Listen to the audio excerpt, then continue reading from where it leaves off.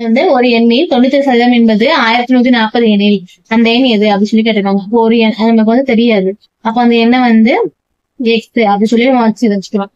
இப்போ பர்சன்டேஜ் 95% தான் எப்படி இருக்கணும்?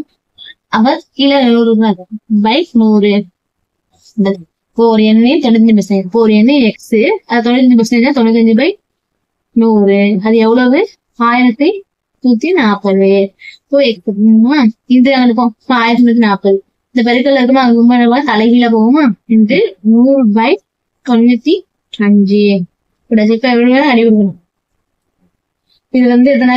19 95 25 100 முடிச்சு. இப்போ இந்த 19 எத்தனை ஆயிடும்? 19 19 6 19 110.